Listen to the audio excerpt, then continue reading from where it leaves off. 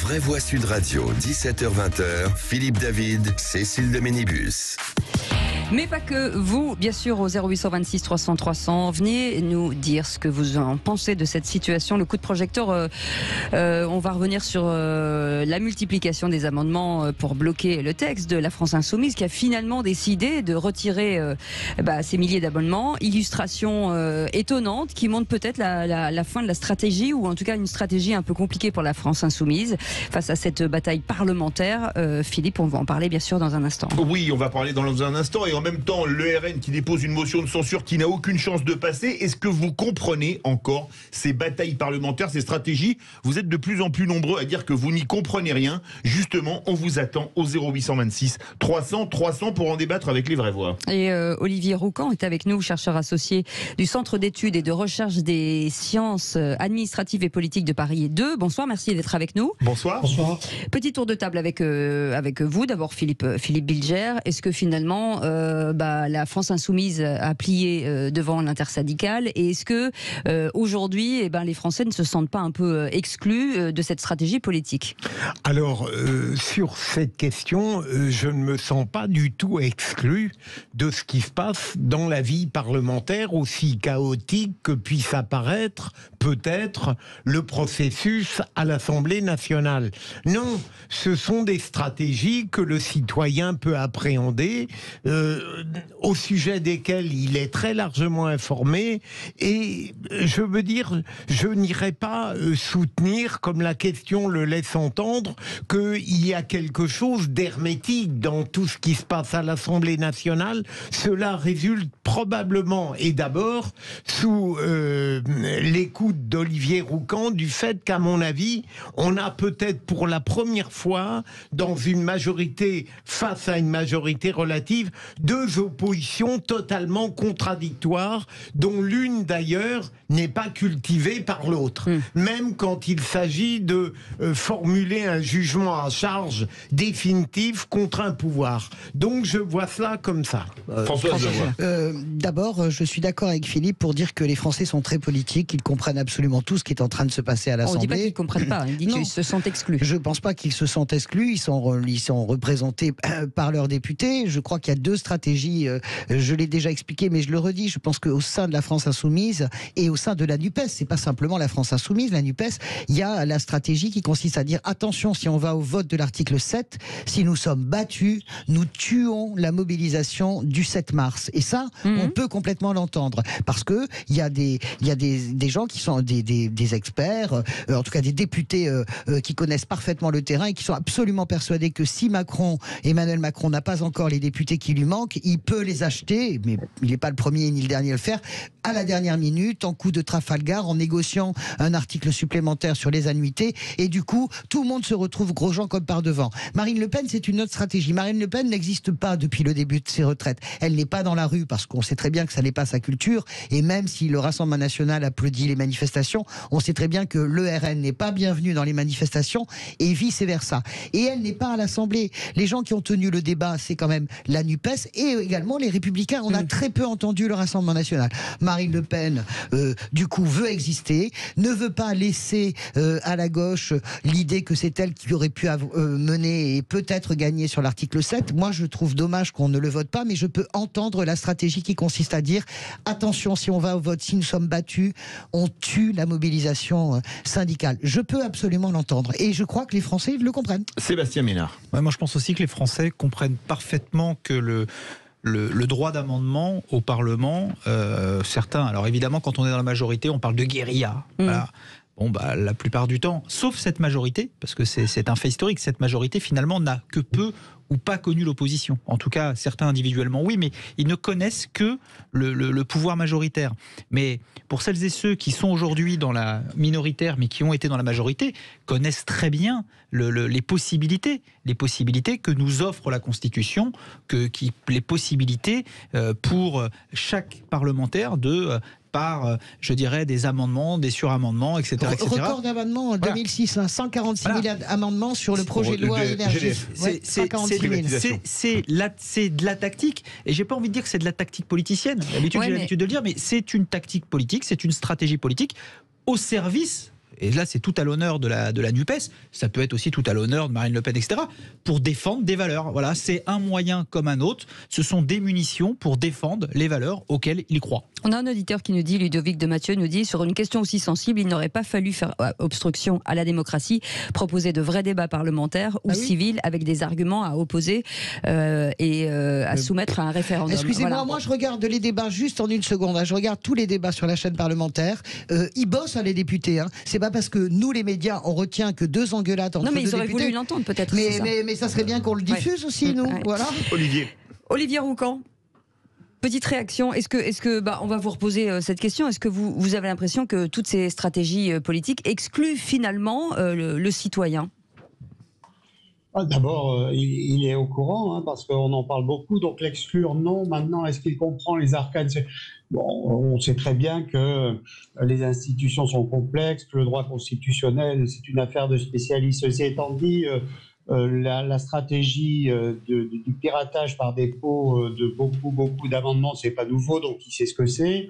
Voilà. Le fait qu'on parle beaucoup de ces empoignades, ça lui permet quand même de se saisir de la question des 64 ans, l'index senior, tout ceci est passé dans l'opinion et on voit bien que les manifestations, la mobilisation lui permettent de s'informer. Donc, je pense que les Français sont informés. La question, c'est si on ne veut pas qu'ils retiennent simplement que ce qui se passe à l'Assemblée, c'est de la politique spectacle, on pouvait faire un peu différemment, c'est-à-dire, par exemple, avoir un texte resserré dans le cadre de la loi de finances rectificative et avoir un texte différent, une autre loi pour s'occuper sérieusement, longtemps, de la pénibilité, de l'index senior et d'autres questions relatives au travail. Vouloir tout mettre et dans un délai très resserré via le 47.1, ça empêche quand même de poser certains problèmes de fond qui n'ont pas en plus été débattus pendant la présidentielle, parce qu'on a eu une présidentielle qui n'a pas permis un débat public sérieux et profond. Alors tout ceci se cumule et ça peut arriver aujourd'hui à donner cette impression et une impression qui est retenue, parce que dans les sondages, on voit quand même bien que les Français ne sont pas contents. Ils disent que le gouvernement n'a pas été clair et transparent sur le contenu de la réforme, et ils disent aussi très majoritairement aujourd'hui qu'ils ne sont pas contents du débat tel qu'il se déroule. Donc il faut quand même entendre ces signaux. Oui, juste pour préciser, c'est le véhicule législatif, le point de départ, c'est le véhicule législatif choisi, le 47.1, c'est ça le point de départ. Le point de départ qui fausse tout, qui castre absolument tout, c'est ça. Je suis désolé. Dire qu'on va discuter d'un texte aussi fondateur, quasiment civilisationnel, qui est écrit à la va comme je te pousse, avec l'article le plus important qui est mis en 7e position. Ça veut dire qu'on ne veut pas le discuter au fond, cet article. Sinon, on l'aurait mis article 1, le délai légal change. Eh bien, la première responsabilité, c'est celle d'Emmanuel Macron et d'Elisabeth Borne. Vous pensez, comme Olivier Roucan, qu'on a pris trop peu de temps pour faire ce débat?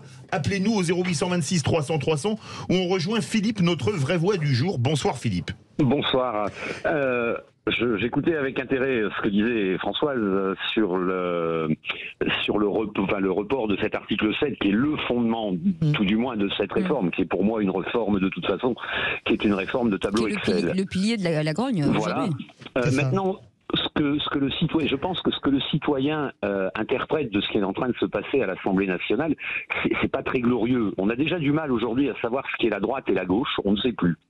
On ne sait plus. On a des gens d'un côté qui font du buzz. Je me souviens avoir vu un autocollant dans la rue à Toulouse sur l'une des membres en disant que c'était l'humoriste préféré des Français.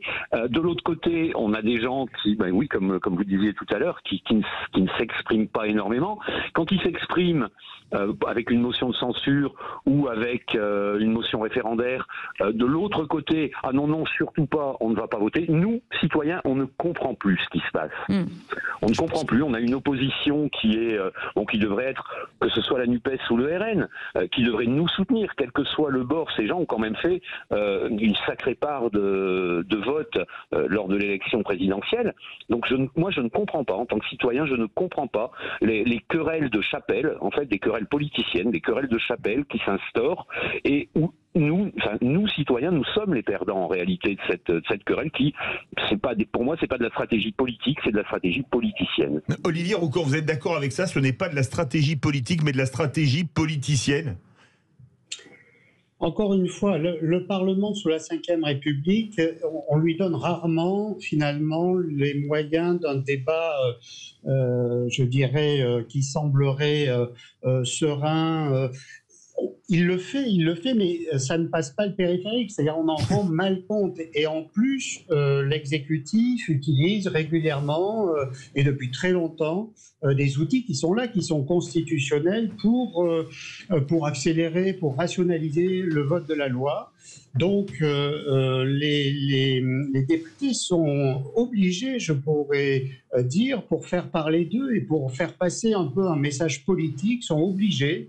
Alors, le terme a été utilisé aujourd'hui de faire le buzz ou hier de créer le scandale, parce que c'est le moyen qu'ils ont pour aborder, pour faire passer leur message. Alors, c'est caricatural, les Français le perçoivent souvent mal, mais ils sont un peu coincés, ces députés. Donc leur faire ce reproche me semble aujourd'hui un peu, je dirais, un peu à côté de la plaque. Et puis la deuxième chose, c'est qu'il faut poser la question des institutions un jour ou l'autre et redonner de l'oxygène aux parlementaires et d'ailleurs aussi au gouvernement, qui est coincé entre le Parlement et le président. Sébastien Ménard. Alors, pardonnez-moi, monsieur, moi je trouve que c'est moins vrai aujourd'hui, et c'est un macroniste qui dit ça, c'est moins vrai aujourd'hui, l'histoire de « on fait le buzz ». Ça, c'était probablement très vrai quand les majorités étaient pas relatives, étaient vraiment majoritaires, absolues, écrasantes, etc. Où là, les types on était dans de la politique politicienne, où le mec faisait sa grande tirade, etc., pour tenter d'exister. Là, c'est différent. Moi, je regarde ce que fait la NUPES, notamment. Non, ils sont au service de leurs valeurs. Alors, évidemment, parfois, vous avez des dérapages, vous avez quelques effets de manche, vous en avez certains qui veulent briller, etc. Mais ils portent une vision, et là je suis d'accord avec Françoise, ils portent une vision du monde différente, voilà, et ils utilisent, je dirais, l'ensemble des outils parlementaires, législatifs mis à leur disposition. Mais je ne pense pas qu'on puisse dire qu'avant 2017, les parlementaires des partis classiques n'avaient pas de valeur et ne faisaient pas leur travail parlementaire. Il n'a pas dit ça. J'ai pas dit ça. Non, mais il n'a pas du tout dit ça. Absolument pas, notre ami Sébastien. Moi, je réponds à Philippe. Je crois que, pardonnez-moi Philippe, mais je pense qu'au contraire, les gens savent très bien faire la différence entre la gauche et la droite. Ce que vous dites me paraît être, peut-être que c'est votre ressenti, mais on voit bien dans toutes les opinions, dans tous les sondages d'opinion, que le débat, c'est plus que jamais clivé et polarisé. Les Français savent très bien qu'est-ce que c'est que la NUPES et qu'est-ce que c'est le Rassemblement national. Et le deuxième point, s'allier tous ensemble pour faire tomber le gouvernement, bien sûr que la NUPES ne votera jamais une motion référendaire du Rassemblement national. Il faut être absolument cohérent, Philippe. On ne peut pas tous les 5 ans, entre 2 tours des élections, demander à ce pays et à la gauche de voter pour le moins pire, c'est-à-dire une politique libérale qu'elle dénonce peu ou prou d'ailleurs, quel que soit le degré, et pour empêcher Marine Le Pen d'accéder au pouvoir et se retrouver comme si de rien n'était à l'Assemblée et voter les textes de Marine Le Pen. C'est pas une question de bon sens. Il n'y a pas de bon science à la matière. On mange pas avec le diable, avec une cuillère même avec une cuillère à longue queue. Et je le redis, ce pays a un tel surmoi que ça fait 2 fois en 10 ans qu'il dit non à Marine Le Pen, et il dit non grâce à qui? Aux voix de la gauche, que tous ces gens qui insultent la gauche en ce moment vont chercher entre les 2 tours. Jamais Jean-Luc Mélenchon a été aussi extraordinaire qu'entre les 2 tours 2017 et 2021. Donc il n'y a aucune incohérence à ce que la gauche refuse de voter une motion référendaire, une motion de défiance du Rassemblement national, parce que c'est la ligne de conduite de la gauche, et c'est grâce à ça d'ailleurs que Marine Le Pen n'est pas présidente et que malheureusement pour nous c'est Emmanuel Macron. Voilà. Olivier Roucan. Je m'en félicite qu'elle ne soit pas présidente, que vous l'avez compris. Quelle est la question? Mais justement, est-ce que les Français vont pas trouver ça un peu puéril de dire, nous, on est contre la réforme des retraites, mais comme c'est le RN qui dit qu'il est contre la réforme des retraites, on ne peut pas voter avec lui. Est-ce que pour les Français, les autres gens qui nous écoutent, les électeurs lambda, ils se disent pas, c'est surréaliste, s'ils sont d'accord sur un point, qu'ils votent la même chose? Je crois pas. Moi, si l'on parle de la motion de censure, Oui, par exemple. les Français ont bien conscience, hein, c'est eux qui votent d'ailleurs. Alors il faut toujours rappeler que ce Parlement a été élu, comme la fois dernière, par moins de 50% des électeurs, moins de 50%, mais il est élu. Et les Français ont bien conscience de la tripartition, au moins la tripartition de l'espace politique. Donc, ils savent très bien que le Rassemblement national, ce n'est pas la lutte. Donc, dire que les Français attendent qu'il y ait un soutien transverse sur une motion de censure me semble... non, ne me semble pas aujourd'hui correspondre aux attentes de la plupart des électeurs. Alors, il y en a peut-être qui sont pour la confusion des repères, mais je ne pense pas qu'on en soit là encore. Sébastien Ménard veut réagir. Dis donc, ce soir, je vais au-delà de mes capacités à me tordre politiquement. Mais je dirais que là, pour le coup... Vous faites pas un torticolis. Non, non, mais... Il a un bagot, là, parce qu'il est d'accord avec moi. C'est compliqué, mais la NUPES et la France Insoumise en particulier sont doublement cohérents. C'est-à-dire qu'à la fois, ils vont au bout de leur conviction politique, à combattre cette réforme des retraites et à combattre la droite extrême et donc le Front National. Voilà, donc ils sont doublement cohérents. Et que, quelque part, il ne faut pas être fin stratège pour se dire qu'ils ont tout à gagner à rester doublement cohérents. Et ils ont tout à perdre à se confondre. De déstabiliser la réunion des forces. Cécile, moi je comprends, j'entends votre argument. Hein, moi, c'est pas un argument. Non, mais j'entends ce que vous dites, mais la réalité, c'est qu'il ne faut pas faire parler les Français pour ce qu'ils ne sont pas. Et moi, je rejoins ce qu'a dit Olivier. Si les Français voulaient ce mélange de la plus petite à la plus grande chose, Marine Le Pen serait déjà présidente de la République. Et ça n'est pas le cas. C'est-à-dire que les Français, en leur âme et conscience, savent parfaitement qui est Marine Le Pen, qu'est-ce que le Rassemblement national, qu'est-ce que la gauche, ils le savent d'autant plus, ils savent très bien qu'est-ce qu'est la France insoumise, et ils savent parfaitement, et je ne crois pas du tout que les Français attendent, oh là là, que tous les bancs de la NUPES votent une motion de censure de Marine Le Pen. Ce serait, pour les gens qui ont, la grande majorité des gens qui ont voté pour Jean-Luc Mélenchon ou pour la gauche au premier tour, et qui ont voté pour Emmanuel Macron pour barrer Marine Le Pen, ce serait un désastre. Il y en a aussi beaucoup qui ont voté pour Marine Le Pen. Hein, mais c'est pas du tout. Non. Sur la gauche, non. Les reports, c'est la. Non, je parle pas de la gauche. Je vous parle de la gauche, moi. On est en train de parler de la gauche. Donc, la gauche qui a voté contre Marine Le Pen massivement, quel que soit son vote au premier tour, y compris pour Jean-Luc Mélenchon, ne peut pas vouloir à l'Assemblée nationale, on s'associe avec Le Pen pour faire tomber le gouvernement. C'est pas possible. Et puisqu'on est dans la confusion des genres jusqu'au bout, je dirais que la réciproque n'est pas vraie. Si vous aviez, en tout cas, des électeurs de droite qui devaient choisir de droite, je dirais conventionnelle, de gouvernement, entre, je le dis, et je vais choquer un certain nombre de copains, ils auraient à choisir entre Le Pen et Mélenchon, ils choisiraient Le Pen. Et d'ailleurs, ils l'ont fait. Vous savez que beaucoup de circonscriptions n'ont pas été gagnées par la gauche, parce que, contrairement à ce qu'a fait la gauche dans ces circonscriptions, dans celle-là, le candidat macroniste a refusé d'appeler à faire barrage. Le mot de la fin, Olivier Roucan, en 30 secondes, vous pensez que les Français vont s'y retrouver à un moment ou à un autre ? Les Français, ils s'y retrouvent parce qu'ils sont quand même assez nombreux à aller dans la rue. Il y a des sondages qui ne sont pas à 55-45, donc sur la perception pour l'instant critique de cette réforme. Donc les Français savent ce qu'ils veulent. Et pour ce qui est des partis politiques et des institutions, nous sommes dans une période de transition. Les choses ne sont pas claires, elles ne le seront pas dans les mois et les années qui viennent encore, au sens où on a pu avoir un système bipolarisé, une 5e République qui fonctionnait tel qu'on nous l'a appris. Tout ça, ça n'est plus pareil depuis au moins 2017. On est en transition et de ce point de vue, les repères ne sont pas encore tout à fait clairs. Merci beaucoup Olivier Roucan d'avoir été avec nous, chercheur associé au Centre d'études des recherches en sciences administratives et politiques Paris 2. Vous restez avec nous, encore des appels au 0826 300 300 sur des réactions sur nos deux débats. À tout de suite.